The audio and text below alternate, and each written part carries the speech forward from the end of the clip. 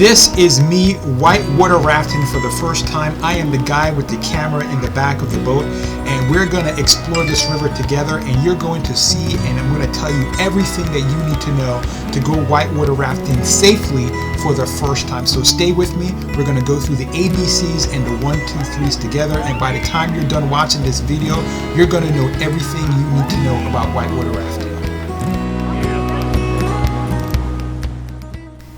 There are many places in the continental United States where you can go rafting, but our journey begins in the quiet town of Fayetteville, West Virginia. Wherever you go whitewater rafting, there's going to be a safety briefing that's going to be involved. Pay attention. Try to follow as much and as closely as possible, because they're going to tell you things that, if you get in trouble, are going to save your life. So this is not the time to daydream or to lose concentration or focus. The safety briefing on the trip that I went on was on the bus. Now for me, all this stuff that they said sounded like gibberish. I was so pumped to get there, none of it was sinking in.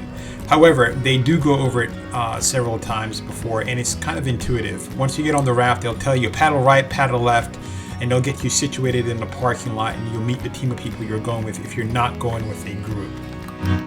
One of the hardest things to do for a first-time whitewater rafter is picking the right company to choose from. Oftentimes, there'll be an assortment of choices, and the reality is the only thing you can do in order to make sure you get the right company is to go online and to look at the reviews. Carefully reading reviews will tell you a lot about the company. It will help you understand exactly what you can expect. Also, look for reviews from first-time whitewater rafters. That will be your best indicator of which company to go with.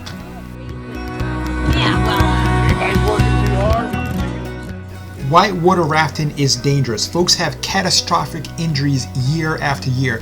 What you want to do is find out who will be your guide. How much experience do they have whitewater rafting? How much experience do they have on the river? And how long have they been with the company? It's been my experience that older, mature guides are your safest bet. Also, this is critically important. Find out what range or class of rapids you'll be facing. Class 1 rapids are slow-moving rapids that are safe for all level experience, and they go up to 6, which indicates dangerous and perhaps even never tested rapids that should only be attempted by professionals.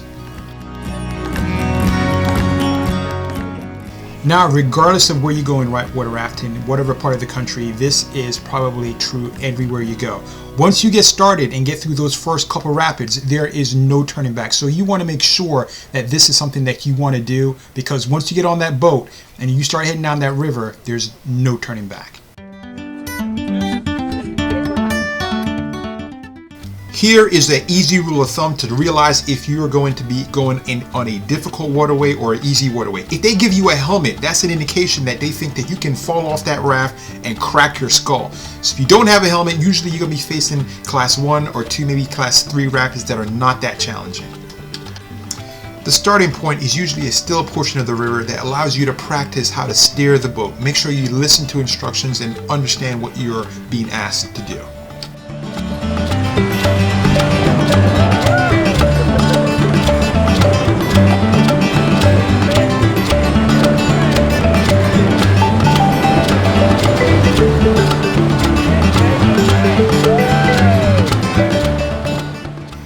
Here are 2 things you never, and I mean never, want to forget. There's a happy place on every river, and that is in the boat. If you fall off that boat and you end up beneath the boat, you are in a bad space.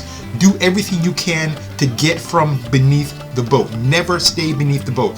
Also, if they throw you a rope, that is literally your lifeline. They're saying to you, we are not coming to get you. You are in a danger spot, and you need to hold on to that rope for dear life. So if they throw you a rope, you are in danger, and you need to get out of that situation by grabbing hold of that rope for dear life. My group traveled a total of 8 miles down the river, and you'll see me in all 3 positions: in the front, in the middle, and in the back. I can tell you, if you're a thrill seeker, get in the front. You're going to get wet, you're going to get hit, you're going to get splashed. And if you like a more relaxing ride, I thought the back was the most, it was a different experience, but it felt like I wasn't getting hit by waves all the time and water constantly in my face.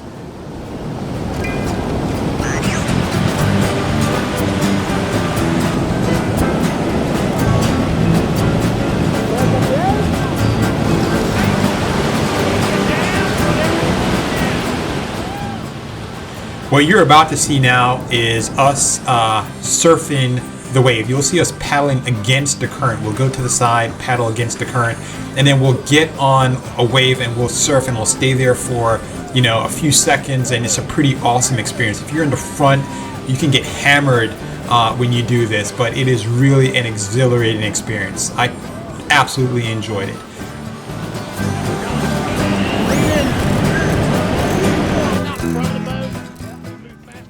One of my major concerns in taking this trip was being cold all day. I did not like that feeling at all. So I even purchased a wetsuit. You'll see images of me. I am not in that wetsuit. No one there that day had a wetsuit. The best thing I can recommend is polyester type clothing that wicks water away from your body. The water was about 65 degrees. The temperature outside was 84, so it was absolutely perfect. I get cold really easy, and I don't like the cold, but I didn't find this to be cold at all. It was absolutely perfect. Usually, no matter what rafting company you go with, there's going to be an opportunity to get in the water, so be prepared to get wet.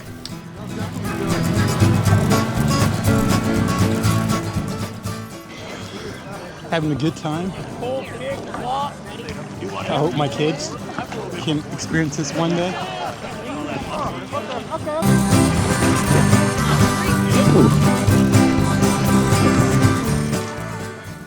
As we're traveling, you'll see a chest in the front of the raft. It is a cooler, a blue with a white top. That's our lunch, so we're making sure to keep that safe. Let's talk about the best seats on the raft. Usually the rafts are going to have either 4 or 5 rows of seats. If you want that adrenaline rush, then you need to get in the front, but you're going to get clobbered with water. As you get towards the back, it gets a little bit more tame, a little bit more relaxed, but that's just my opinion. People may differ. The most important part of your trip is going to be your guide. That guide will either make or break your trip. Usually they'll have tons of information about the waterway, and they'll be funny, entertaining, and just make the trip a ball. The best way to find your guide is to look in the reviews, and when they name specific guides that are great, ask for them when you book your trip.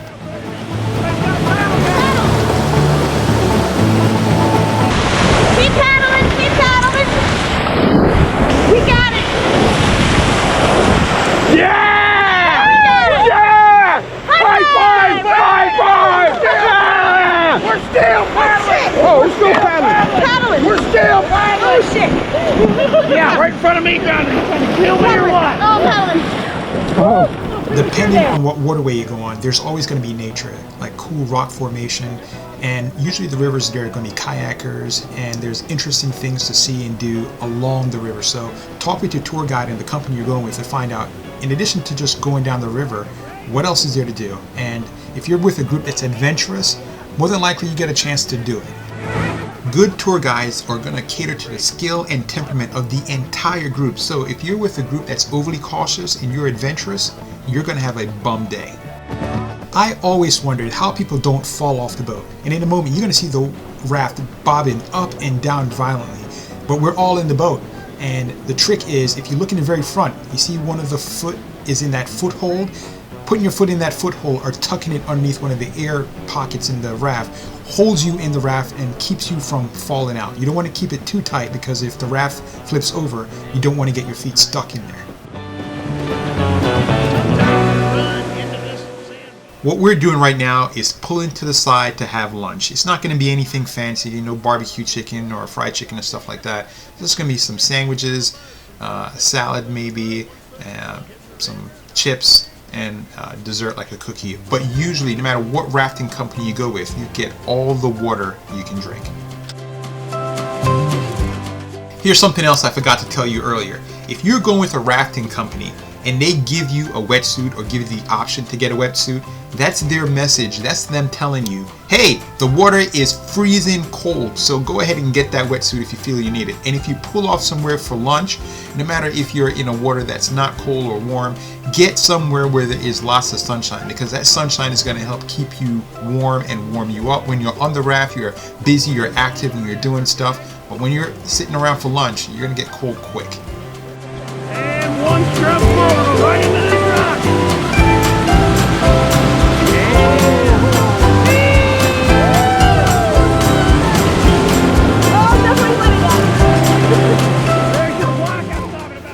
Now, you may recall at the beginning of this, I said that there were class 1, which is easy, to class 6, which is extremely hard. This river was class 1 to 5. You're going to see a class, I believe it's a class 5 rapid that almost submerged the boat. And this is what happened, and here's how it went down. It starts out simply enough. You see us pedaling towards the rapid, and we're going to try to surf the wave.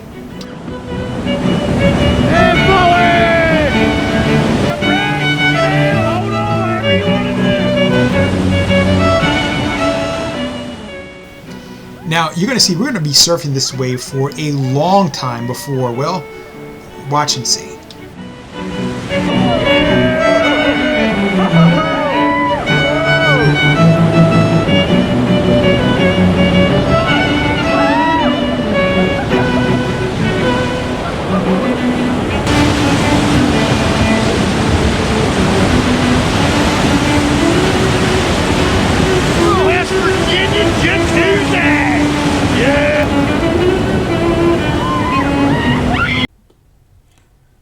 It's at this moment he realized his decision to be in the front of the boat was the right call.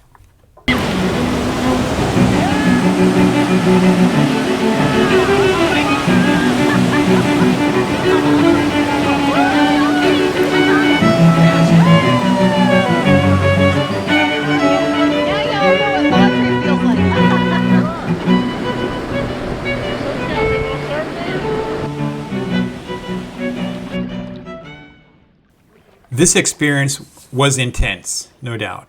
However, there were lots of opportunities, in fact, most of the trip, where it was quite relaxing, where we were just on the river and it was quiet and we were just able to look and enjoy nature and the scenery around us and talk and just, you know, socialize and fellowship.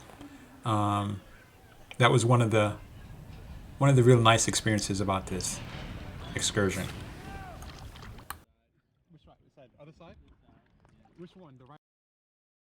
I hope you've enjoyed this video. The goal is to inspire people to go out and see the world. So please like, click, subscribe, do whatever, send a reminder. But at any rate, support my channel by subscribing. It helps me a tremendous deal. And I look forward to you on my next adventure.